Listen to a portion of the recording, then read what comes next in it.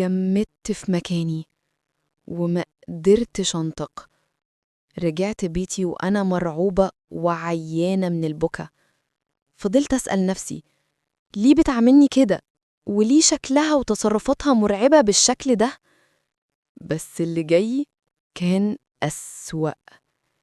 يومها أهلي كانوا رايحين فرح بنت عمي وأنا فضلت في البيت. بعد ما نظفت وقررت أطبخ لقيت مكون ناقص فنزلت أجيبه بسرعة.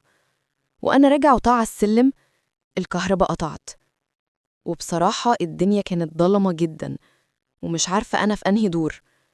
وفجأة شفت نور برتقالي خافت، والأصوات اللي كنت بسمعها كل ليلة بدأت تزيد، وصوت جري وصوت كأن حد بيزق أساس. وبعدين شفت ظلال سودة بتتحرك قدام شقتها. النور زاد وقدرت أشوف رقم الباب. أنا واقفة قدام شقتها بالظبط. قلبي كان بيقع. فكرت أجري وأنزل بسرعة، لكن قبل ما أتحرك لقيتها واقفة قدامي وبتقفل الطريق.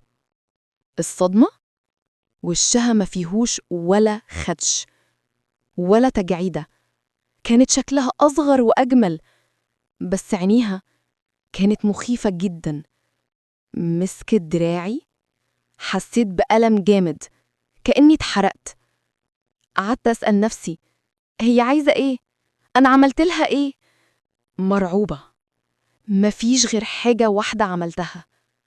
بدأت أقرأ قرآن بصوت عالي وأغمض عيني، ولما فتحت مفيش ولا هي ولا الظلال ولا نور ولا صوت، بس السلم والضلمة.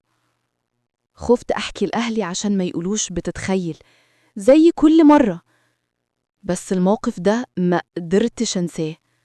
بعد كام يوم الشرطة جت شقتها، الناس اتجمعت والعمارة كلها اتقلبت، وطلع إنها كانت بتعمل سحر وحاجات غريبة، ولقوا طلاسم شقتها. بس هي ما كانتش موجودة، اختفت. ساعتها بس ارتحت وحسيت إن ربنا نقاني منها. بس كل مرة أعدي قدام شقتها جسمي أشعر.